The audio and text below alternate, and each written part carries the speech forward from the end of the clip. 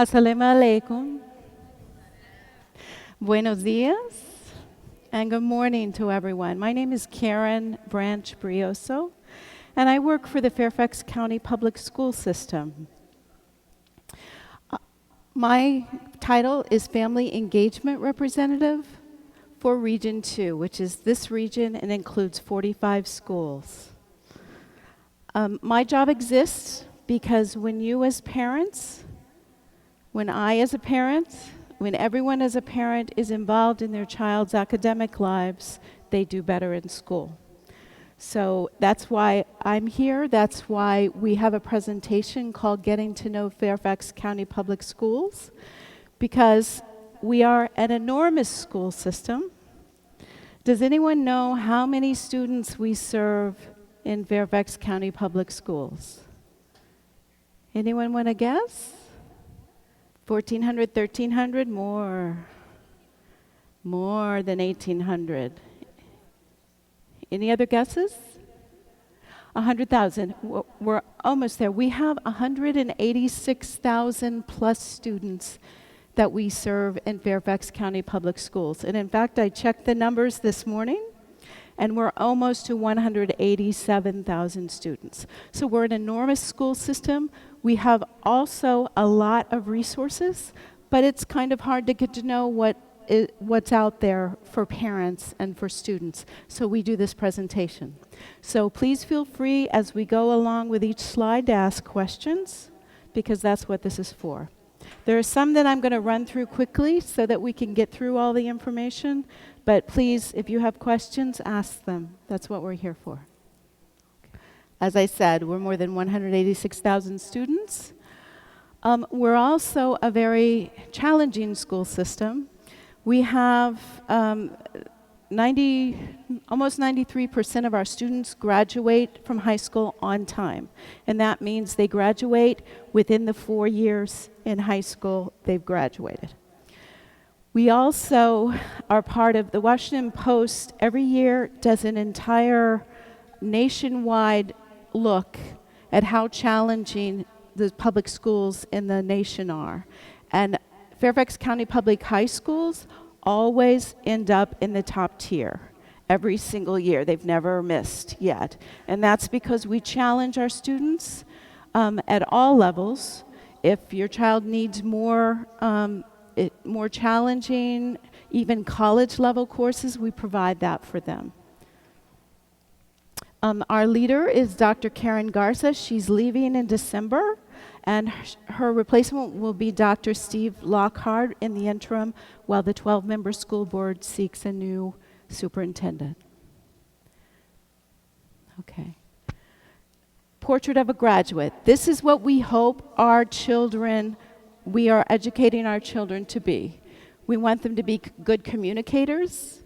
We want them to be able to speak well, read well, write well. We want them to be good collaborators. We want them to work with a variety of people and be able to produce work together. We want them to be ethical and global citizens.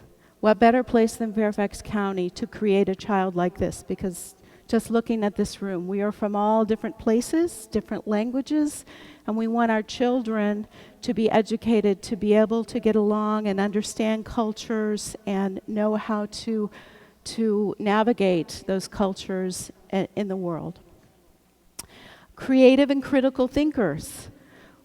One of the most important things we do is creating critical thinkers, and that is, and it doesn't mean we're being critical, it means what? We don't like that.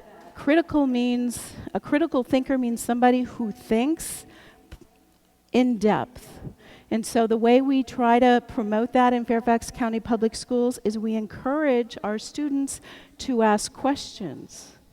We don't want them just to memorize everything, because you can memorize data, but a computer can do all that. You can program a computer for that. But what a computer can't do is think profoundly, in the sense of, and the teachers use that Socratic method, which is based on the Greek philosopher Socrates, and with his students, including Plato, he would ask them questions. If they wanted to learn about something, instead of telling them, he asked questions. And then they would answer that, and then he'd say, well, but then what about what? What about this? To think about that. And we as parents can do that too. I have a 12-year-old son in the Fairfax County Public School System who asks a lot of questions. And oftentimes when he's doing his homework, he'll be saying things like, Mom, what is? And instead of saying, go to the dictionary, which eventually we do, I'll ask him, well, what do you think it means? Or how do you think you do that? And then he'll answer, well, I think that this, and then that leads to another question from me. And that's a great way we as parents can encourage this more deep thinking, this critical thinking. And we want our students to be goal-directed and resilient. Okay, I am going to skip over the registration process. Because we don't have a lot of time today, I'm assuming most people have been through the registration process. Just suffice it to say that you can register, you generally go to the school in your neighborhood. There are some exceptions to that, but if you register and you speak a language other than English at home, oftentimes you will need to register at the registration sites. And those are there at Gallows Road, at Lake Ann, South County, and the Lease Center during the summer. And that's because they can test your child's English to see if they need extra help with English. Okay, code of conduct. One of the most important things we do for our children, our most important priority is that they are safe. And so how many have children in the school system now? A lot of moms here, that's good, and dads. Every year at the beginning of the year, you get a yellow handbook called the Students' Rights and Responsibilities. It's very long, and this is our code of conduct. It's how we want to keep our kids safe in school. It's important that you read it if you can. It comes in multiple languages. It comes in Arabic, Chinese, Farsi, Korean, Spanish, Urdu, Vietnamese. You can get a copy from your school. But we also make it a little easier because that booklet is about several dozen pages, right? If you want to talk to your children about the rules of conduct and what their rights are and their responsibilities, we have a 4-page guide. And we have that also in all those languages. I've provided you with copies. And we have one for elementary level, and we have one for middle and high school level.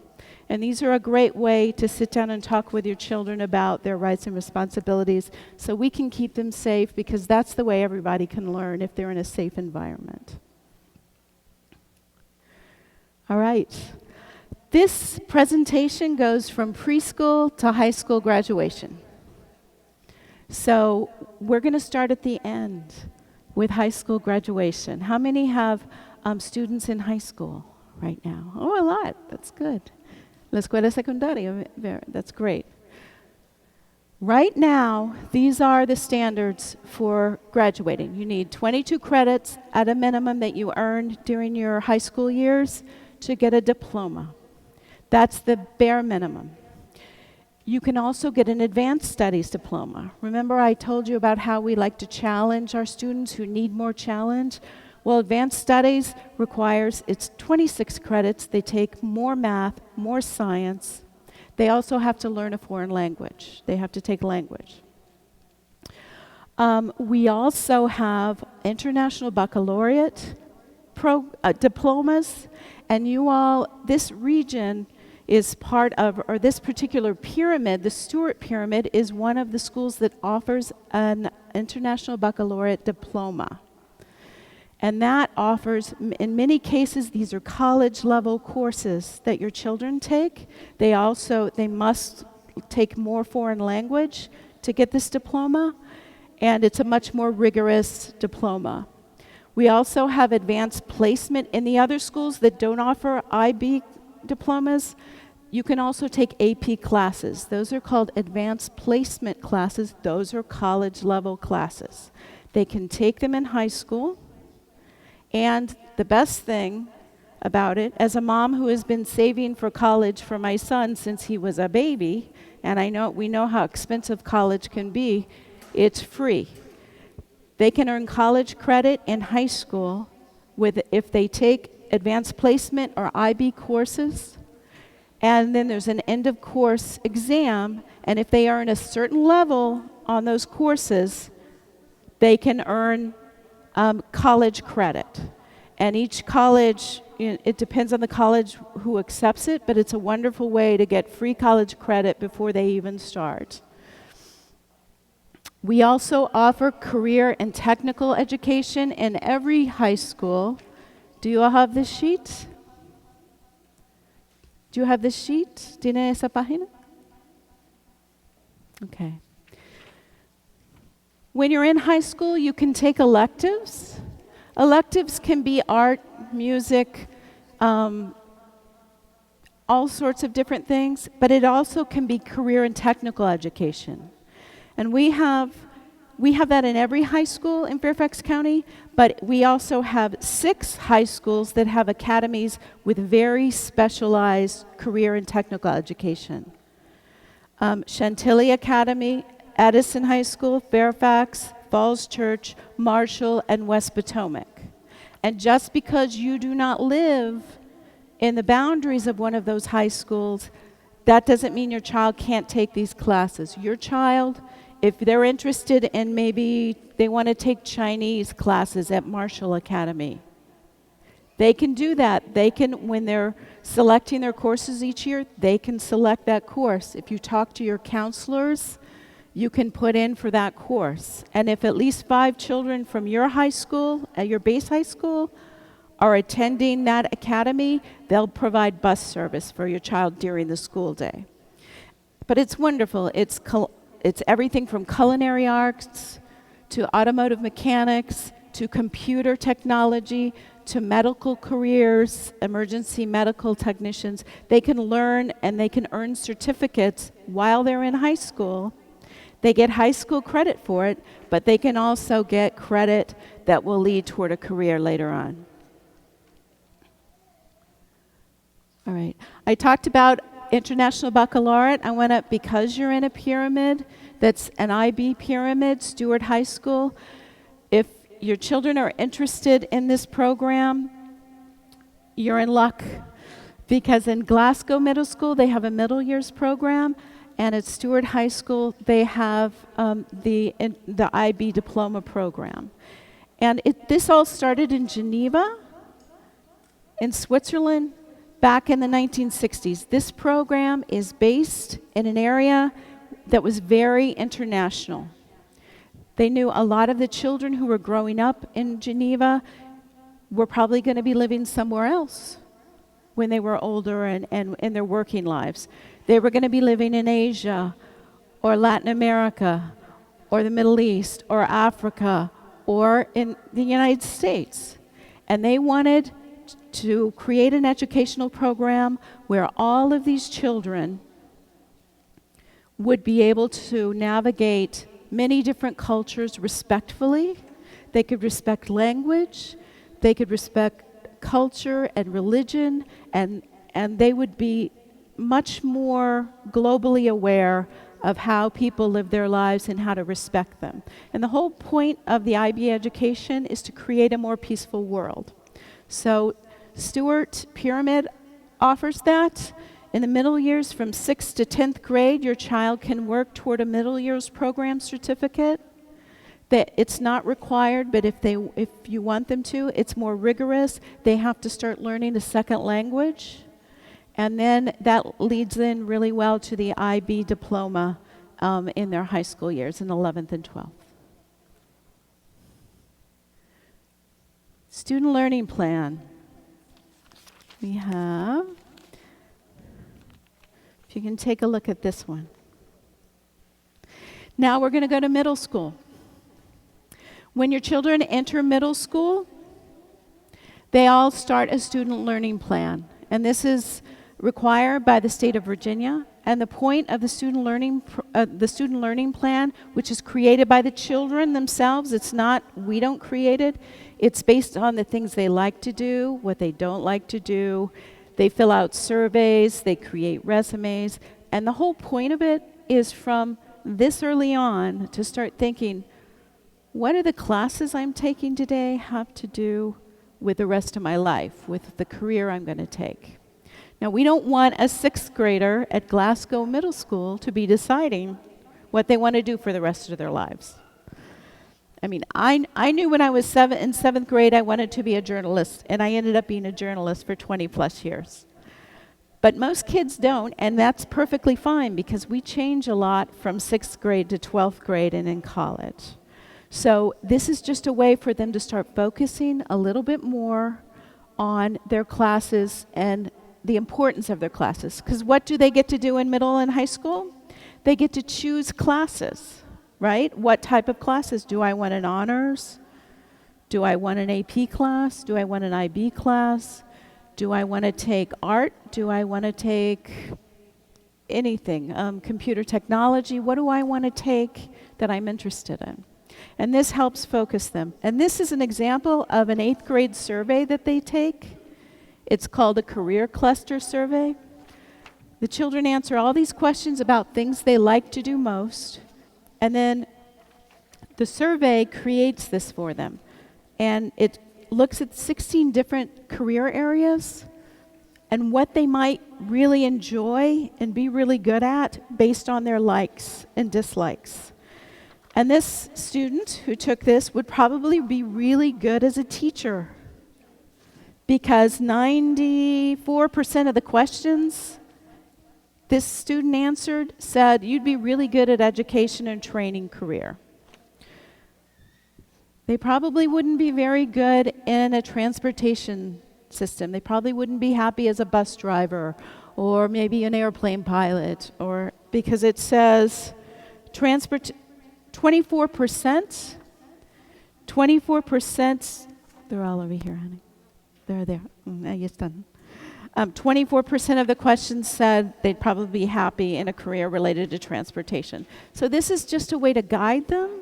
They can take classes related to their interests based on that. But then if they don't like it, they go into something else. They're 6th, 7th grade. They can move on. And this follows them throughout their career. And in high school, it also helps them with college access. Okay, testing. All students in Fairfax County Public Schools and in Virginia take SOLs. They're called the Standards of Learning Exams, starting in 3rd grade. And they will take them until they graduate. And please don't worry about the Standards of Learning exams. What we can do as parents, make sure they're well rested the day before their SOLs, which come in the spring, usually anywhere between April and June in elementary school. And just make sure they're well rested, they've had a good breakfast, and they go to school and do their best. That's all we can ask. They don't need to worry about these. Now, when they get into high school, the SOLs matter on another level in high school because there is a certain number of courses that you take, your basic courses from language arts, social studies, math, and science. Some of those have an accompanying SOL test. And so, for example, you take a world history class and you pass it and you do very well. But then you take the world history SOL at the end of the course and you fail it. You had a bad day. That matters for graduation because the SOL that goes along with that class, you have to pass it to get what's called a verified credit. And so in high school it does matter. There's only a certain number of classes that require that you have to pass an SOL for in addition to passing the class, but that's where it starts mattering. It really matters more. And they're allowed also to do lots of retakes in high school. So if they fail the first time, they can retake it, and so they can graduate. Calendars. I've given you all calendars. We have lots of days off. When is the next day on the calendar that we need to worry about as parents? It's coming up this week. It's Friday. 2-hour early release. Right? This QE. The QE means that's the end of the quarter, and the kids get out of school 2 hours early. So be prepared for that. They're coming home early 2 hours on Friday. And then on Monday and Tuesday, it's student holidays, and in many schools on Monday particularly, they're going to be having parent-teacher conferences, so please attend those. But these are great to keep aware because we have a lot of days off in the school system and early release days. Health services. We have a health room in every school. These folks are not nurses, but they are trained clinic aides, and they can administer medicine to your children. Please don't let your child take prescription medicine into the school or even non-prescription medicine. You need to bring that in. If they need that during the day to take, you take it in with the appropriate health forms that you fill out and your doctor fills out. The only exception to that is cough drops. For over-the-counter cough drops, children can take cough drops with them, but they cannot share them with other children. Oh, one more thing. Very important, because of school health aid, if your child gets sick, if they get a high fever in the middle of the school day, it's really important that they know how to reach you. So if your cell phone changes or your emergency contact people, their phones change, please call the school right away and change your information, because if your child gets sick, we need to reach you. Okay, school counseling. You all, in every school, there are school counselors, there are a school psychologist, and also a social worker. Now, the counselors have sort of a different role once you hit middle school and high school, so I'm going to tell you about that. And they serve all children with any needs that they have to help them overcome any obstacles. The counselors in elementary school teach classes. They come to your child's classroom to teach them classes. They also help in small groups. Maybe your child is very timid. They can create little lunch bunches where your child can come in, and in a very small focused setting, they can work on how to have just socialize with others, because some kids are so timid it's really hard to do that. They do things like that. But they're also available for you as parents. Say you're having a discipline issue at home with your child, behavior issue. You can call and ask them for advice. You can ask for a meeting with them to talk about your child. Same thing for the school psychologist and the social worker.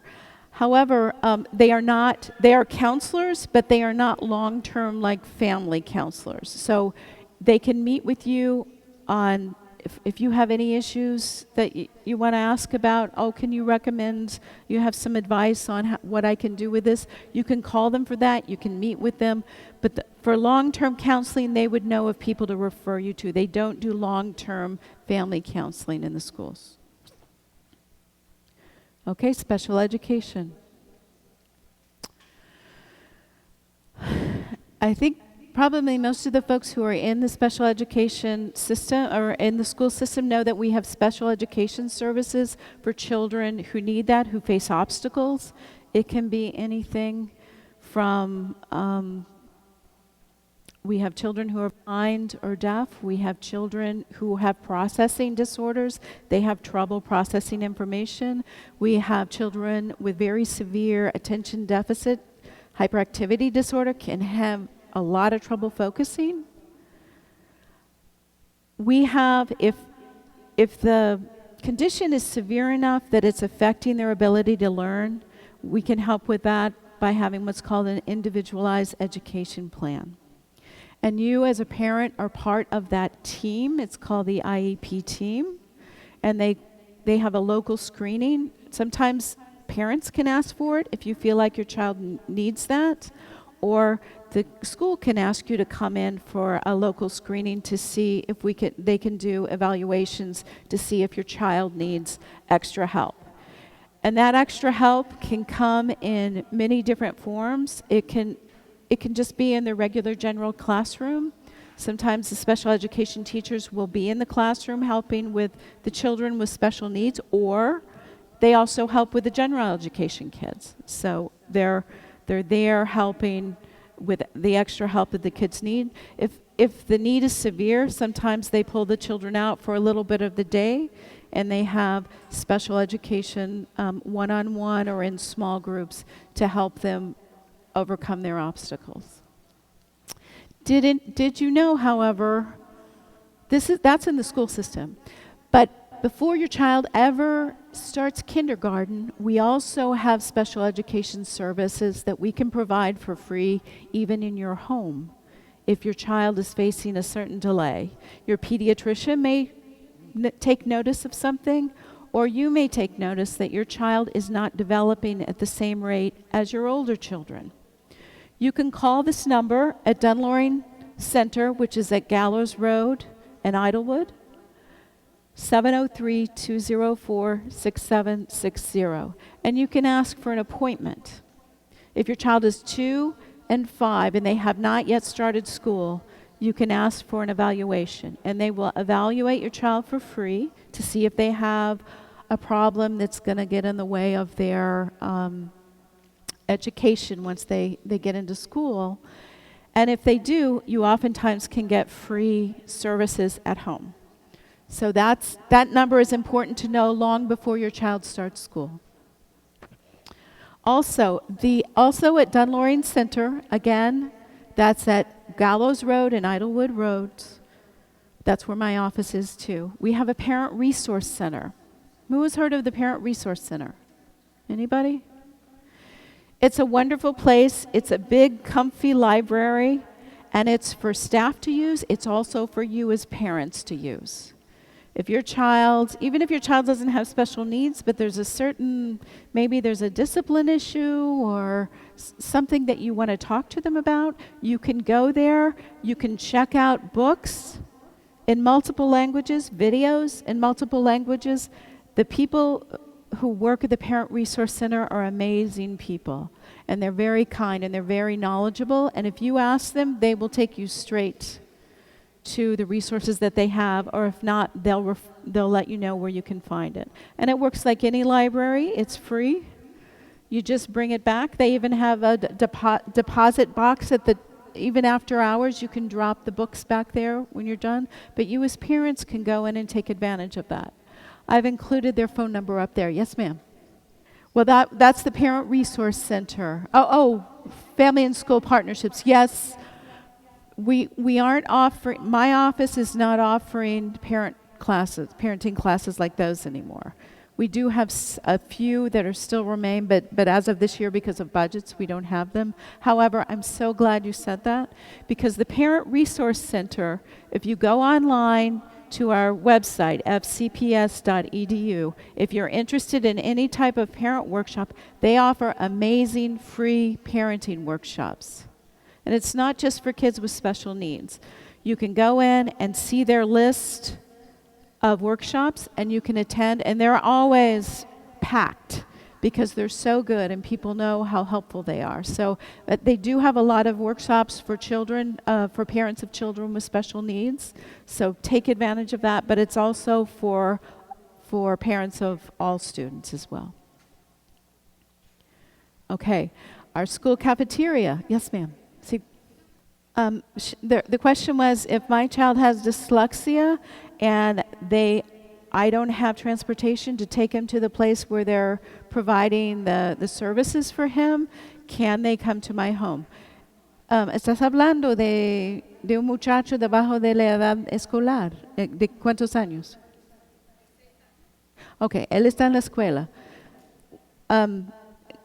Eso no toca de lo que expliqué, porque eso es para niños antes de que entren en la escuela, que vienen servicios a casa. No sé de dislexia, tendrías que hablar con la gente de educación especial en su escuela para preguntar si hay disponibilidad para eso. And she had asked for a 6-year-old child whether, if she's not able to transport her son for services to help him with dyslexia to the place where they have that, can they provide that in the home? And I explained that the services I was talking about in the home are from age 2 to 5 before they start school.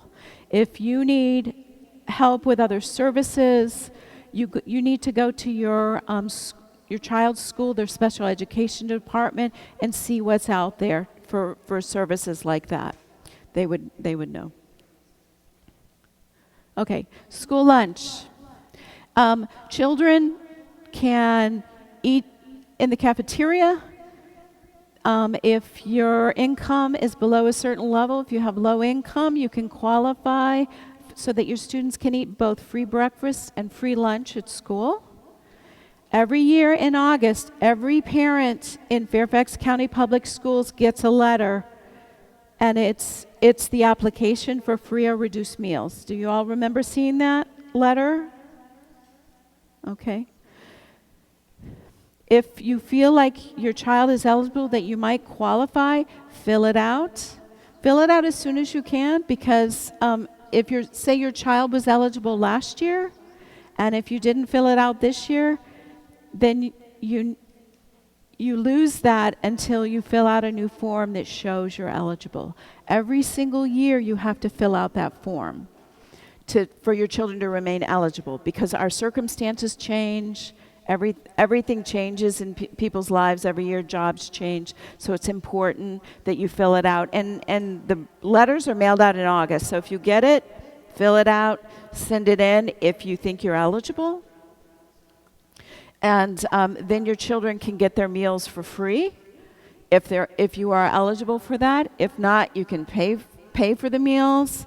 You can use a check. You can pay online with myschoolbucks.com. No charge to use a credit card for that. That you used to, a couple years ago, that was not the case. We had a service that it cost $1.95 every time you used a credit card to put money on your child's account. Now it's absolutely free at myschoolbucks.com. You can bring a check, you can send cash in to the school.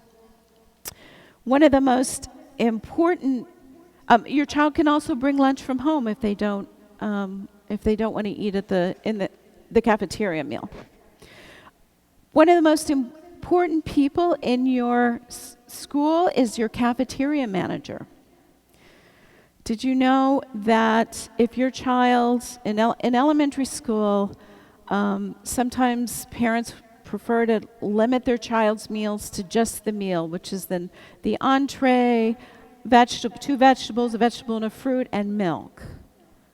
But they also sell cookies, and they also sell ice cream. And sometimes kids like to buy a lot of cookies and ice cream to go with their meal. So as a parent, if you don't want that to happen, you can go to your cafeteria manager in your school and say, please place a meals-only restriction on my child's account. And so when they go in to plug in their account number, and they have 6 cookies along with their meal, she's going to say, I'm sorry, you have meals only, you need to put the cookies back. I did this presentation once at a school, and the mother told me she went and checked to see whether her child was eating, and she was buying cookies for all her friends every day. So that might be good. If they're particularly generous and you can't afford that, you might want to include that meals only restriction. Dietary restrictions are respected. If you've seen the menus, we have the menu online as well. There is, say your family does not eat pork, we have, what do we have? Has anybody seen what we have on our menus that let you know there's pork in this particular meal? Somebody say it? Pig. There's a little pink pig next to it, so you'll know if your children do not eat pork or something else, you know you don't eat that. And you need to let your cafeteria manager and your school health aide know if your child has a food allergy too. And they'll make sure they don't eat things that they're not supposed to. Okay. Is everyone familiar with the school website, fcps.edu? Have you been on the website? Yes? Okay, good. We've updated the website. The search engine is much better. It's more friendlier to mobile devices, but some people are having trouble finding some of the things that were there before.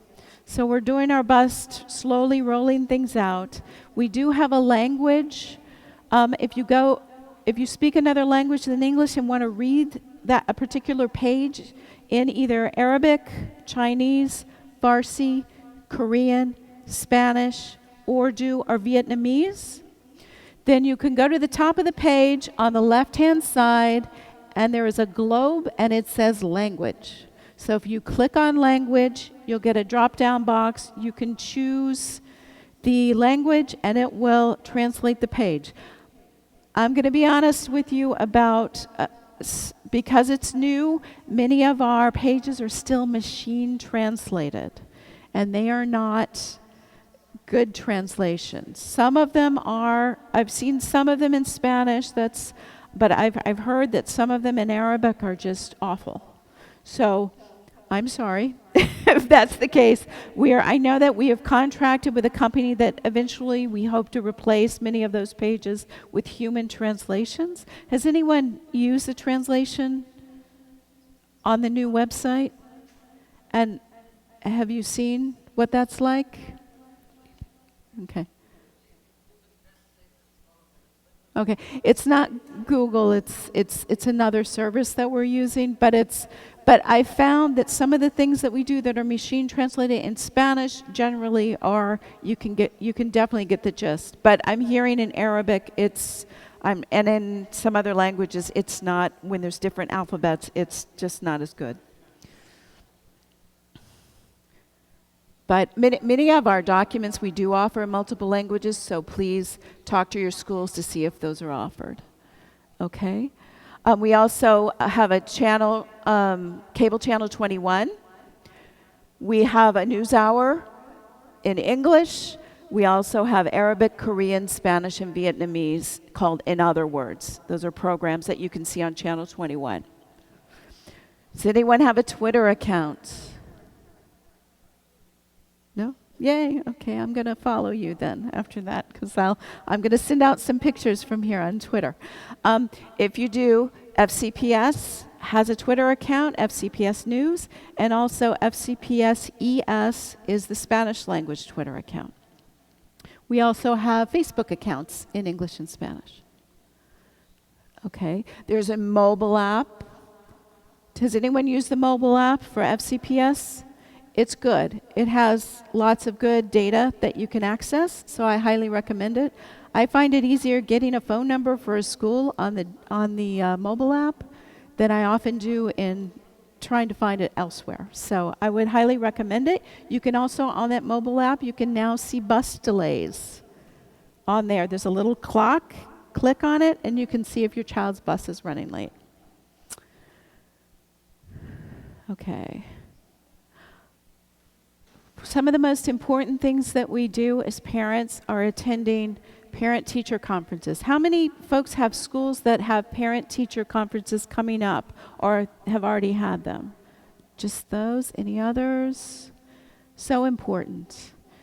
Please, please, please attend your parent-teacher conferences. I can think of no greater way than knowing how your child is doing than having a one-on-one with your child's teacher. Some of the middle schools and high schools also offer touching bases. Nafisa, are they offering them in Glasgow this year? They're not. I'm sorry? Okay. So touching bases? Touching bases at Stewart? Okay, great. Okay, so Stewart High School on November 7th will be offering Touching Bases conferences with teachers. It's very different. on the high school level because, as you know, they have 7 or 8 teachers. So I recommend if you go to Touching Bases as Stewart, you take a look at the classes. You're going to see what the grades are. I would go to the one where maybe they're having the most trouble first. Get in that line first. You'll get a couple of minutes. You'll find out what's there, and then go on to the next one. It's so important at any level to get to know those teachers or to share information, because what we share as parents is oftentimes as important as what they share with us, because we see them on the weekends, on holidays, we see them in the morning, we see them at night. They see them during the day in a very different environment. And if they know things, you know what? Did you know his grandfather died last week? My son is just crushed. That's important information to share with your school and your teacher, because they're going to notice a difference and they're going to wonder what happened. You know, this kid was very focused and he's just not. That can help a teacher, because they have 25 or 30 kids in front of them. And it's hard to know every single detail of a child's life, but we as parents can help with that. Make sure you're looking at your children's take-home packets if you're in elementary school. In middle school and high school, also ask your child lots of questions about their homework, right? Ask them, not what grade did you get on that test, but what did you learn today? Because that's what matters. What matters is, are they learning things? Ask them, what was the most fun thing you did in school today? What was the craziest thing that happened to you at school today? You'll be fascinated by the responses. But it is also important, and particularly when your children, that you use your parent electronic accounts, both FCPS 24/7 Blackboard and the SIS parent accounts. Does everyone have those open? If you do not, please open an account, because particularly in middle school and high school, you cannot do without them, because it's so hard to keep track with 7 or 8 different teachers. But there they all are. All the information shows up in SIS under the subject. You click on the subject. Every single homework, project, exam, little quiz that led to that grade is there. It tells you what the overall grade is up to that point, but it also tells you how they got to that grade. It also tells you, like it did with my son earlier this year, missing assignments, did not turn in. And I saw, my son had a science assignment that I know he did because we were talking about it. He was asking me questions about it. I said, what happened to your eco survey? I know you did it because you were working on it. He goes, it says it's missing. He said, I turned that in, Mom. I know I turned it in. I said, well, your teacher doesn't have it, so you might want to talk to them. And particularly in middle and high school, this is the best time to start. Remember, we're raising adults, all right? So particularly when they hit middle and high school, they need to be learning how to deal with their teachers themselves. So Mom doesn't come running at everything. We're slowly teaching them lessons in life. And so I told my son, okay, it's not my job to find out what happened to your missing homework. You need to go to your teacher, tell him, I thought I turned this in, what happened? And so he did. They figured out that my son Daniel had been out to the bathroom with a bathroom pass when the teacher had asked them to turn in the assignment. It was still his responsibility because he knew it was due that day, but didn't think about it. And so he gave it to the teacher. The teacher said, I can't give you full credit because it's late. And I said, that's great. There are consequences for not turning in your assignments on time. That's fine. But his grade had gone from an A-, and then with that missing assignment, it had gone to a C-. I saw that on SIS. And then the next day, when the teacher entered he got a 14 out of 15. He lost a point for turning in late. I saw it show up on SIS. His grade went back up to an A-. So it really has an impact.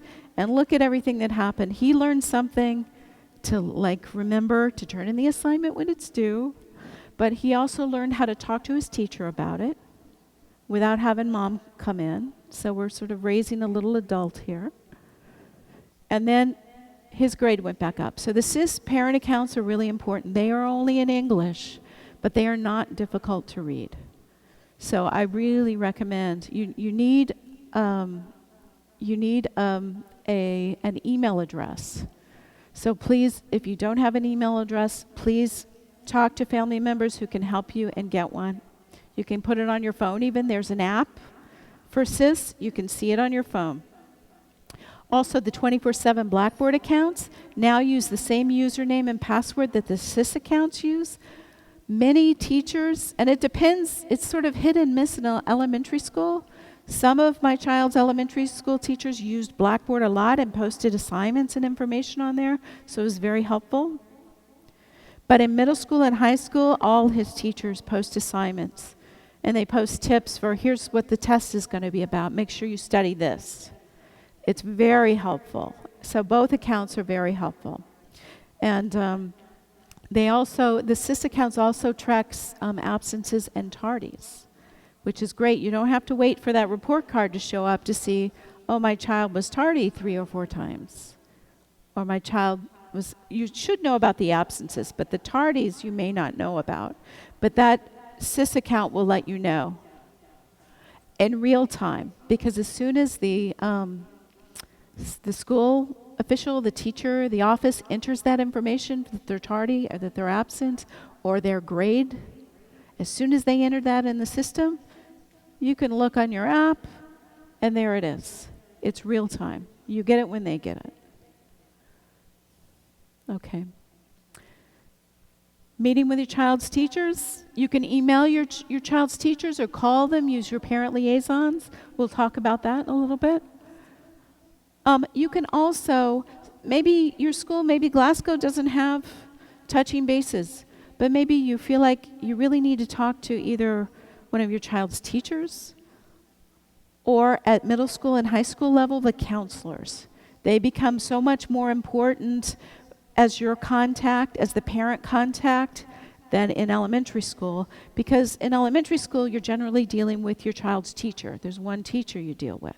In middle school and high school, with 7 different teachers, you have one counselor. If there's a problem that's sort of happening in all sorts of areas, you can talk to the counselor about it, and they can help you with that.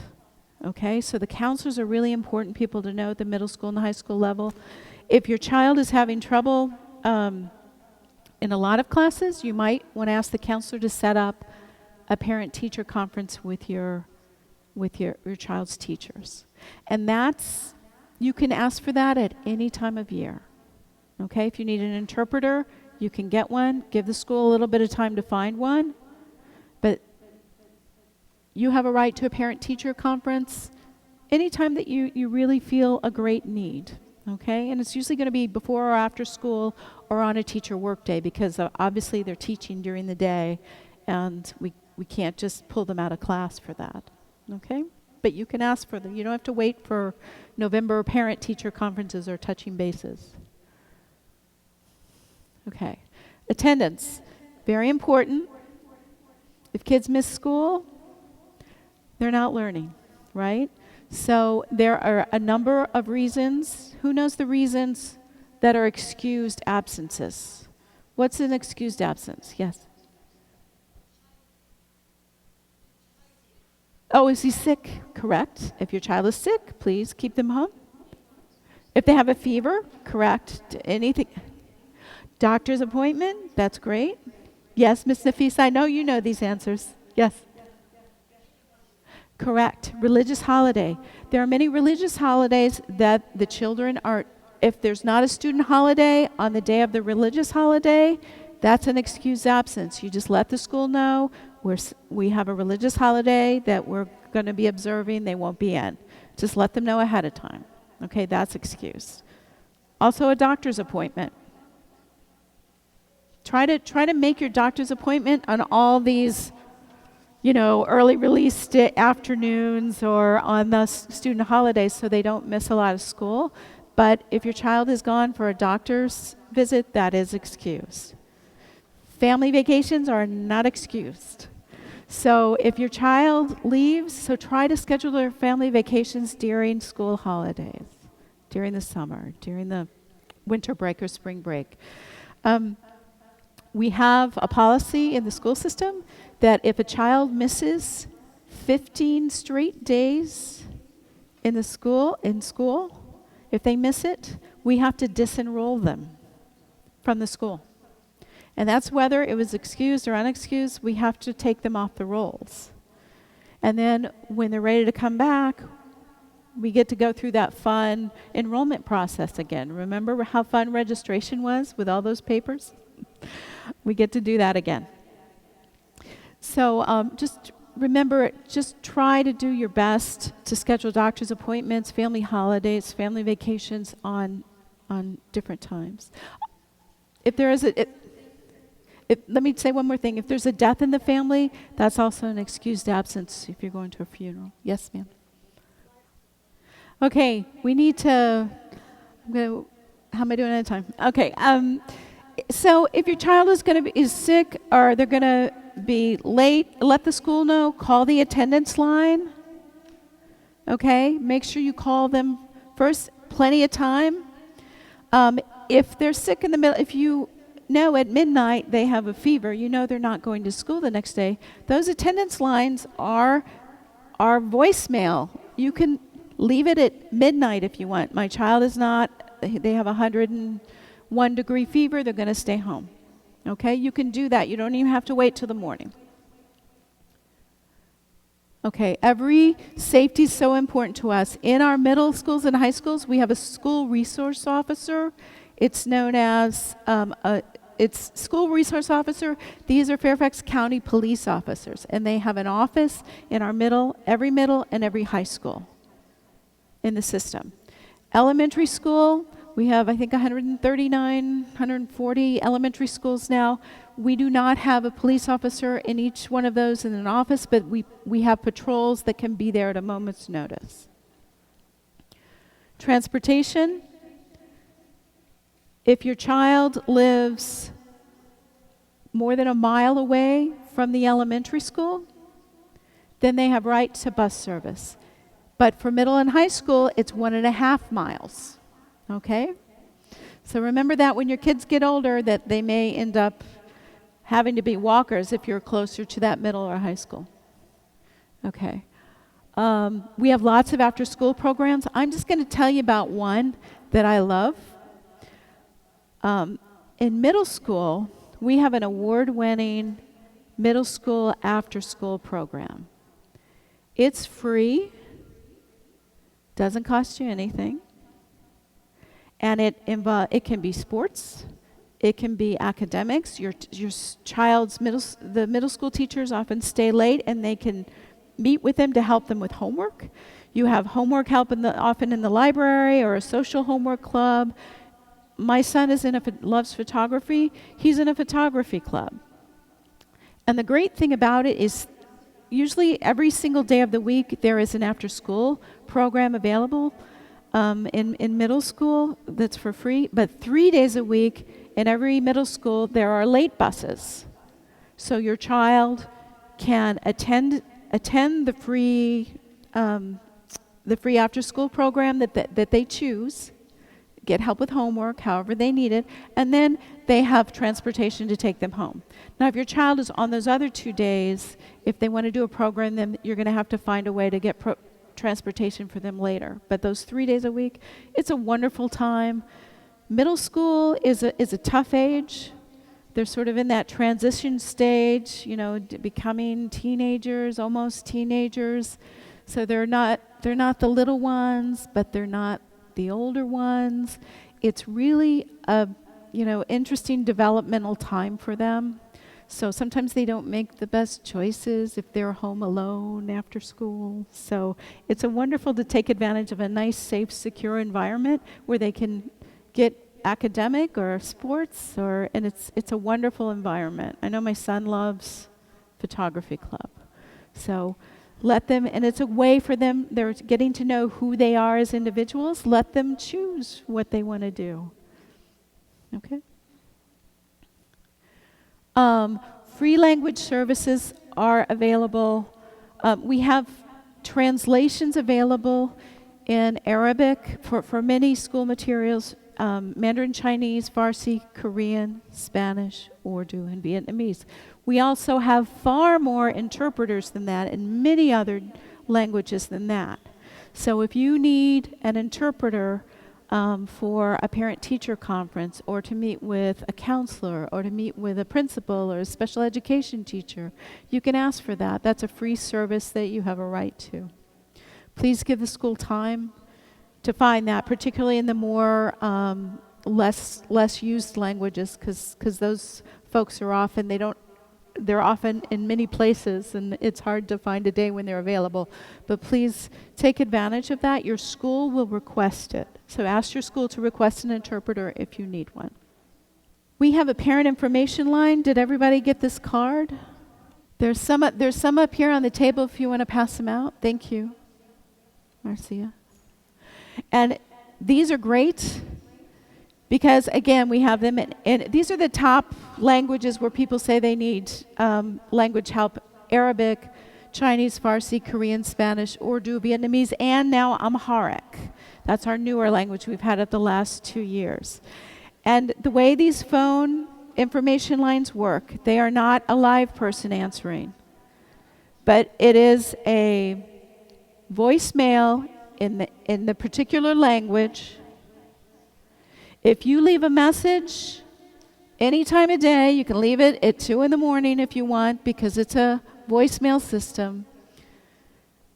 Any question about the school system or your school, you can call it in your language, and within 24 hours during the week, you can get a call back. Now, if you call on a Friday, you likely won't get a call back until next week, because they don't work on weekends.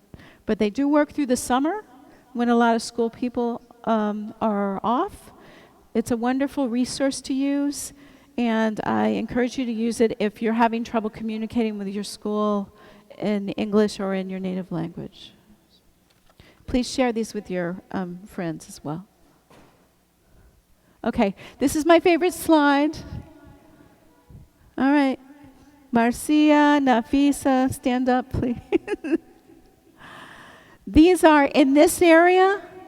These are Glen Forest parent liaisons, Layla and Aida, Maria Demarest, Heba, Adriana, at Bailey's and Bailey's Upper. Okay. Marcia and Nafisa, who are here with us today.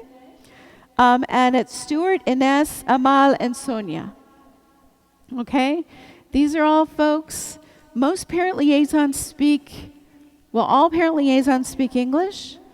Almost all of them speak a second language or a third. With Marcia, you get Portuguese and Spanish as her bonus languages. Nafisa speaks English and Arabic. Anything else? Do you speak anything else other than English and Arabic? Okay. Also, Sonia at Stewart also speaks Portuguese. This is the prettiest slide that we have. These are your contact people in the schools. They are there for all parents, no matter what their language, okay? If you need help navigating the school system, you want to get help setting up an appointment, you have a question about how the school system works, please talk to them. They're great people, wonderful people. We also have community liaisons. I have provided you this form. We have it in English, Arabic, and Spanish. These are community liaisons. We have community liaisons at all of the registration sites. And at Dunloring, again, Gallows and Idlewood, we have community liaisons that speak English and Korean, one who speaks English, Spanish, and a bonus language of Italian. So the English-Spanish line, she also speaks Italian. And then Maya, who speaks Arabic, she's from Lebanon. She speaks English, Arabic, and French.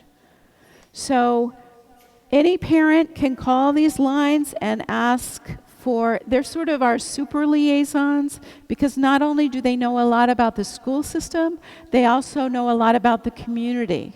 What's out there? Are there English classes in my neighborhood? Where do I go if I want to get affordable childcare? I need to get free immunizations or a free physical for my child. Where I need help with food assistance or transportation. They know what's out there, and they can help you. So please, and they speak these multiple languages, so please take advantage of them. They're wonderful people. I know them all well. They're just up the stairs from me at Dunloring, and they're really amazing people. They can help you out. Okay. We have lots of early literacy programs. I think some of you, did you participate in any of our early literacy programs, our Arabic early literacy programs? Did any of you? Over at Bailey's or Glen Forest, we had two. We also have Spanish language early literacy. Ask your parent liaisons, ask your school folks if you have children who have not started kindergarten yet, ask them. We have FISA Head Start. That is income-based for lower income families who might not be able to afford preschool. The registration usually starts in January for the next year. So get ready if you have children who are 3 and 4 years old, who will be 3 and 4 years old by September of next year. And if you're interested in them attending Head Start, you fill out the forms to see if you qualify. It's a wonderful program. We have lots of schools with foreign language immersion programs. Bailey's is one nearby that has a Spanish immersion program. We also have schools with French, Korean. Do we have an Arabic one? That's an immersion program? No, but Arabic language. They teach Arabic language. We have magnet schools. Bailey's is a magnet school for the arts and sciences. Early, and they have all sorts of wonderful things. They have dance studios. They have electronics, television studio labs. And in the arts and science magnets, it's a wonderful way in education. They use arts and music, not just in the arts and music classes, but they use music, dance, art as part of their history classes and their PE classes. So it's really it's a really wonderful educational system where your children can really take advantage, because many children can learn much easier that way with the art and music. And they have a special relationship that only a very few schools have with the Kennedy Center for the Performing Arts. I think they're about to send the parents there on a field trip. It's really a big thing to have that relationship. So that's one example of a magnet school. We have, if your children, starting in 3rd grade through 8th grade, we have advanced academic centers that are full-time centers. And if your child is really advanced, is really kind of bored by the curriculum that they have in elementary school, and they test very high, they might qualify to go to an advanced academic full-time center. The full-time center for this area is Belvedere, and also Glasgow. That goes from 3rd to 8th grade. Again, it's based on scores, how well they do, if they behave well, lots of different things. But it's an advanced, fast-paced, higher curriculum, and it goes through 8th grade. We also have Thomas Jefferson High School for Science and Technology, TJ. Who knows about TJ? Okay. Thomas Jefferson High School for Science and Technology is in Annandale, but it's a magnet school for Arlington, Loudoun County, Fairfax County, City of Fairfax, Falls Church. And also Prince William counties, not cities of a Manassas or Manassas Park, but kids come from all over Northern Virginia, and it is competitive because it is a science, technology, math magnet school. Remember I talked about advanced placement courses that are college level? Well, basically almost all the courses at TJ are college level. These are really bright, scientific, mathematic-driven children.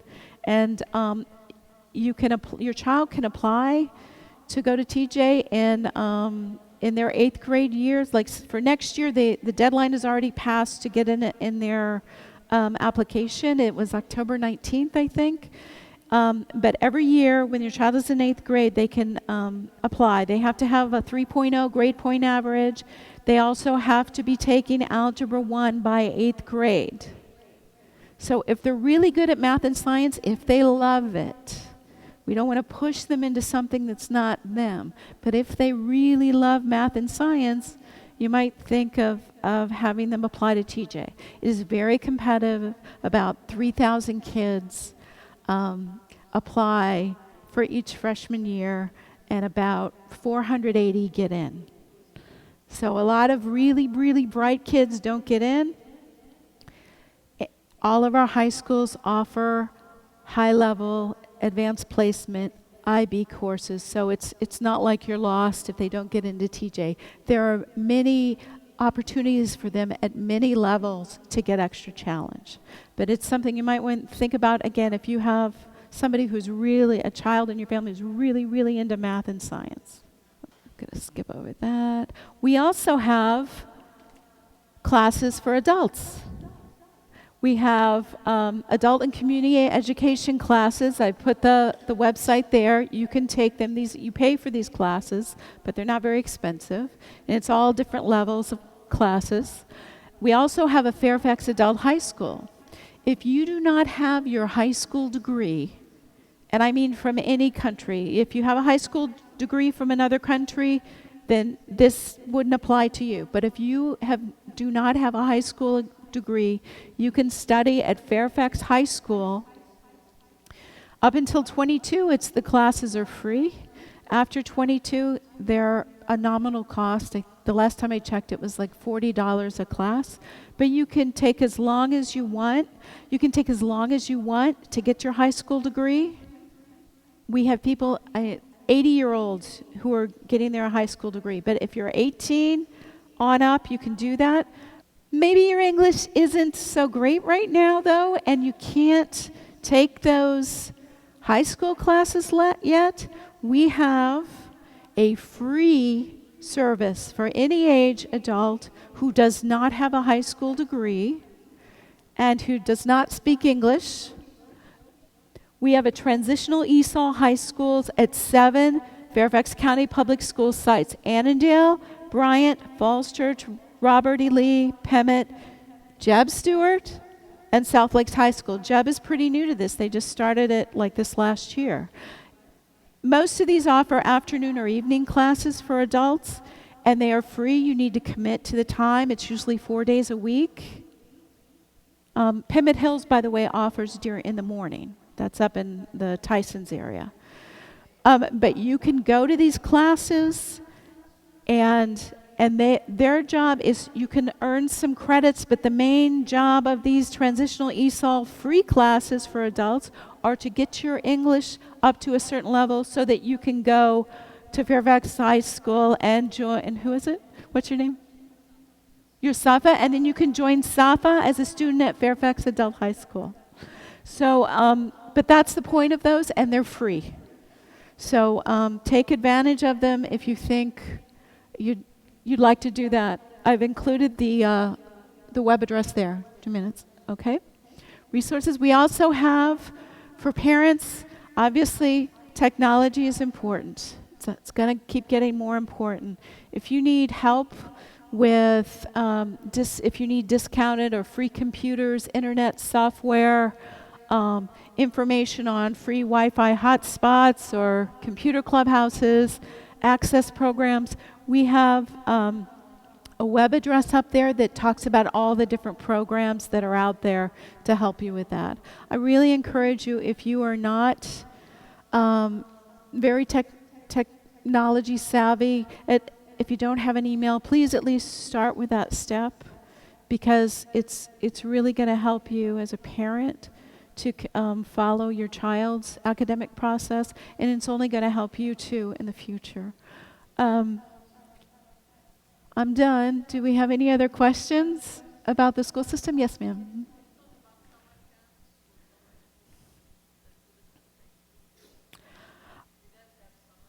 What you should do is you should go to, do you have children in the school system? Okay. Well, we have, one of the things you can call to, I would call the community liaisons, that sheet. They keep track of those things, but they usually get the information a little closer towards summer. There are Rec Pack classes, there are Rec Quest classes that the county offers. They know about these. There's also a number of 703-222-0880. I got it? That is the Coordinated Services Planning line for the county. And you can call them and say, I really am interested in the summer program for my child. The schools also offer some summer programs, but you will get more information about those from your school as you get closer to summer. But I would start community liaisons, the county's line, and also your school. There are some county classes that I think are like $10, it's gone up, $12 a week. They can take like a 1-week camp or class through the Parks Authority if they have proof that they receive free and reduced meals. And same thing for, I think, Rec Pack. It's much reduced from the Rec Pack, which are the weekly summer camps that are available in schools but run by the county. Those are also reduced if they have, if they qualify. Any other questions? She asked me, she sounds like she has a very bright son. He's in 10th grade, and he's taking an AP class and all honors classes. He has 2 electives. He takes band and French. I'm so impressed. So he's doing really well, but he also wants to take a financial class that's offered at the school. You, at the high school level, are you talking about taking additional class at the high school? That's something you have to talk to with a counselor. I don't think you can go beyond the full load. Can you, Marcia? Yeah, I don't think you can. So he may have to wait another semester to take that class, and may have to give up one of the electives. You're talking about a paid class. She asked if she could, if he has free lunch, can he take the class for a reduced cost? If you're talking about a high school class, okay, you should talk to your counselor, because they don't charge for high school classes, but the question is whether he can take, usually summer school classes are meant for recovering folks if they recover their credits. They usually don't have them if he's just very ambitious and wants to take more. Okay, but so talk to the counselor to see what's available, because they would know better specifically. Okay, this is a very specific question about, he's doing a dual program with the university, and he wants to be able to take a program, but he was only available in August because he has to take classes in June. That's something you need to talk to with your school counselors, both at the high school and at the college level. We're done. Okay. So if you have any other questions, I'll be glad to stay afterwards, but Alejandra has something very important we need to share. So please, I'll stay afterwards if you have any questions. Thank you so much for coming. I'm really impressed. Okay. Good morning. Good morning. How's everyone doing today? Did you enjoy this very wonderful presentation? Very informative, right? Can you hear me good? Yes? Okay. I just have three very important questions that we were told to ask. We had another piece of information that we were going to touch with you today. It was a follow-up to her presentation on the special education system, which we will do at another time. But the Federal Emergency Management Agency told us, Fairfax County, to help find out. We want to hear from you. You are the community. You are the ones that are here. We want to know how prepared you are in case there's a natural disaster or a man-made disaster. Let me ask a question. How many of you have an emergency kit, a big emergency kit that is designed to cover the needs of all of your family members in case of an emergency? If you're like me, I feel bad. I don't have one, and we should have one. We see cases about tornadoes, hurricanes, earthquakes. It's so much easier if we are prepared as a community. We have enough water. We have flashlights with batteries. Nothing that is electrical, because if we lose power, we're nowhere, right? We're getting nowhere. Who remembers like 5 years ago when derecho hit us? Do any of you remember that? What happened in this area? Electricity was out for like 3 days, right? So if we're prepared as a family and have a response plan, right, then we're going to know that some people had flashlights with batteries. Some people were prepared to have like water, disposable plates, disposable cups, like canned food, etc. So what FEMA wants to know is, question 1, if an emergency happens, such as a tornado, a hurricane, do you know what to do? Raise your hand if you know what to do. So, in case of a hurricane or a tornado, you have to go to a safe place, like a basement or a place far away from windows. We see that sometimes when a hurricane or a tornado is coming, some people prepare themselves by doing what to their windows? Can someone tell me, what do they do to their windows? Very good, yes. So that is one of the things that you can do. What else do you think is important to know what to do?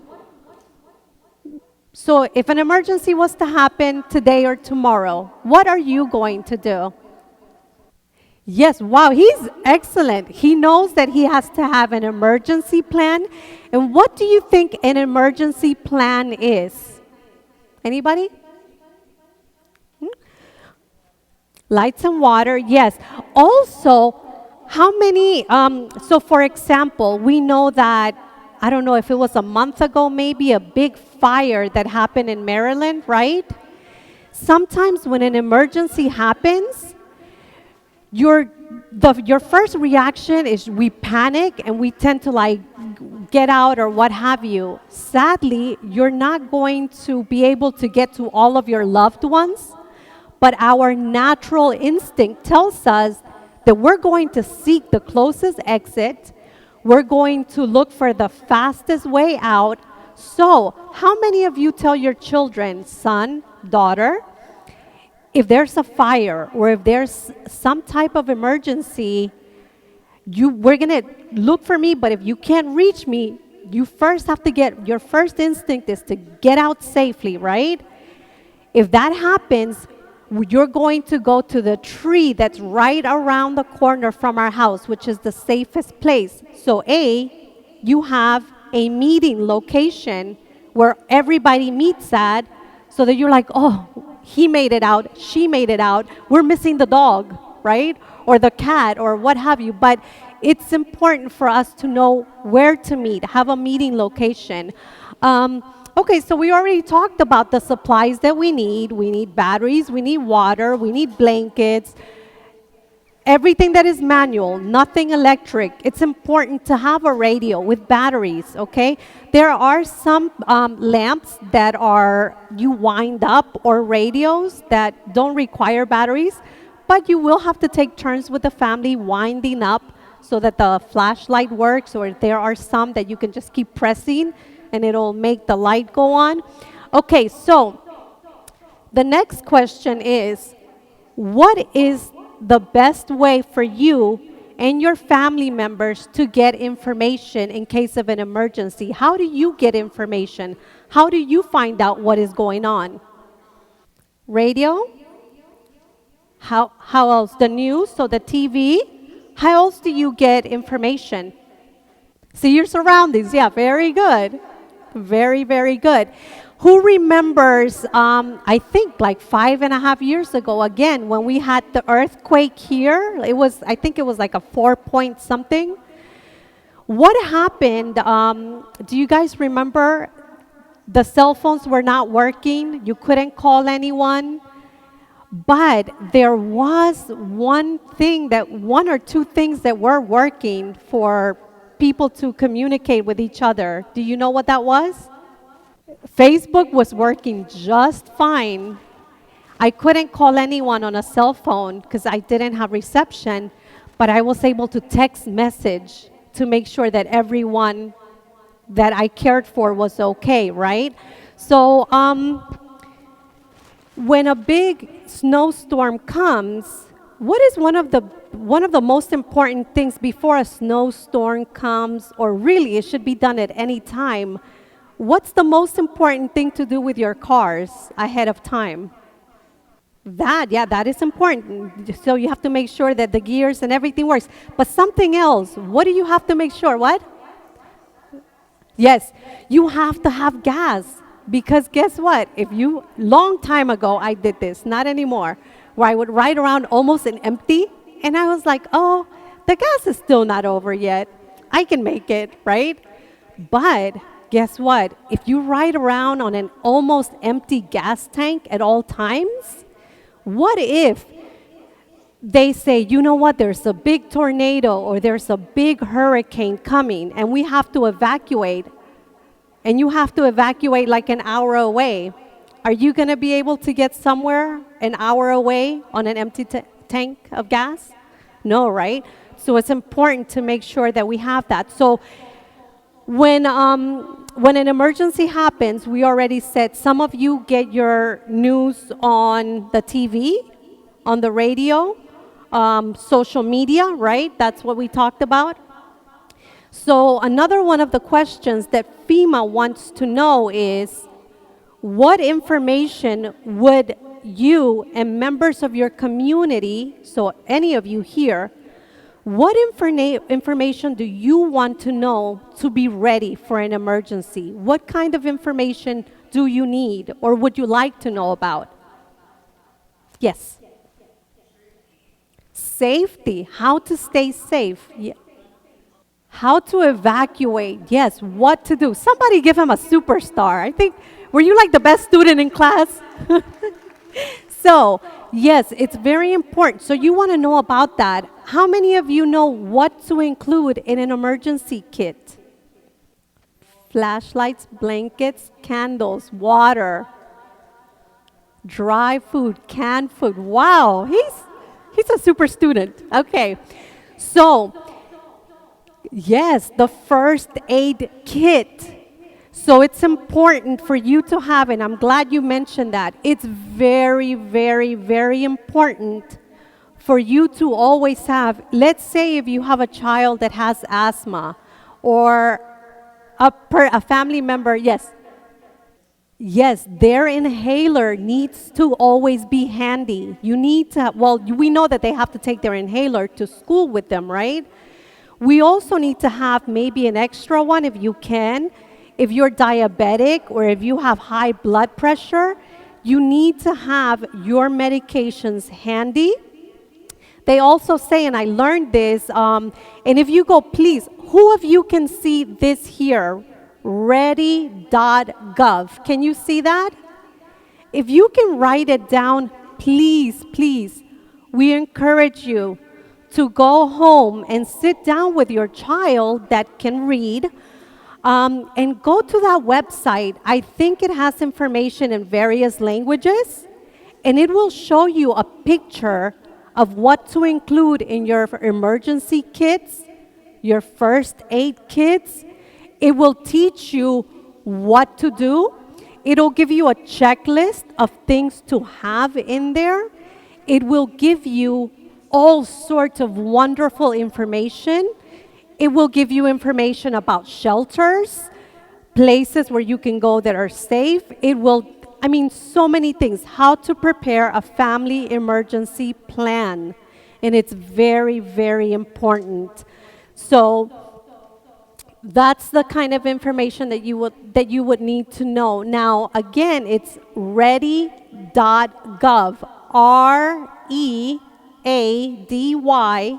ready.gov. I encourage you to please go on that website and start preparing yourselves to make an emergency plan. For the next session, we're not meeting on November 8th, but on November 15th, if one of you brings me one of those family plans that is ready, you'll get like a small little, like, I don't know, like a $5 gift card to, I don't know, Walmart or CVS or something. But we want to know that you're getting prepared. I'll personally go and get one of those cards. And the first person that gives me a family emergency plan, and you don't have to do it in English. You can even bring it in Arabic. You can bring it in Spanish. And I'm sure that Nafisa can help us see if it's, that you did write in the information. And then I'll be able to see if you've written it in. So again, I just want to quickly review. You said that what to do if an emergency happens. You have to have a safe place to go to, enough water, batteries, a meeting location, radio, and then in terms of the best way for you to get information was through the radio, Facebook, and then the information that you want to know would be how to create an emergency plan. Tahani, sorry, can we put on there, so how to create an emergency plan, right? Yes, a family emergency plan and a checklist. So yes. Yes. Oh, beautiful. Extra clothes, of course, for our children. How about for the little babies? Diapers, right? Milk, enough of the powdered milk. Wow, you guys are doing great. What else? What else do we have to have ready? Water, plenty. Oh, this is the $1 million. Yes.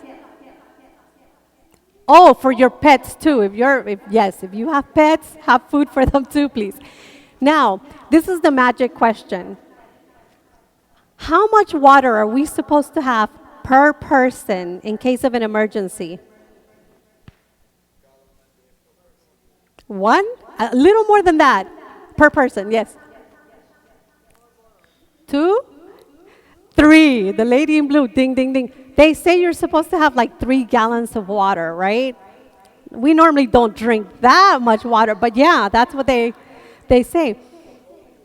Yeah, no, yeah, remember, we've got if we lose electricity, we lose running water, and the baby wipes, they say, are very, very good because for whatever, we hope never to have an emergency where we go without power, water for more than like 2 days. But here in Coolmore, yes, I heard people were without electricity, and it was so hot that summer. People were sleeping outside. I think they were putting like hammocks. It was just so hot. They didn't have a place to cook. I think they were grilling outside. So that's why it's very important for you to be prepared. Yes. Yeah. It's good for you to have an emergency kit at home, but where else should you have an emergency kit and an extra? In your car. Yes, the same products that you would have in an emergency kit at your home, also have it in the trunk of your car. It's better to be prepared than not be prepared. So are there any questions? Yeah, but we have to be very careful with that, though. Make sure that we don't, I mean, yeah, and also make sure that that stays away from flammables. It has to be like cleared. The kids can't come around it. Your pets can't come around it. But yes, it's important. So how many of you will go on this website with your children and look to see? And if you bring an emergency, what are you going to bring next week? Not next week. An emergency plan. Okay, the first one to get to me with it. I will only have one, but the first one to get to me. Or maybe we'll put them in a little bag or something and draw them out. But we want to, the most important thing is we want to make sure that you're ready. So thank you again to Al-Hijrah for everything that you do. Thank you so much.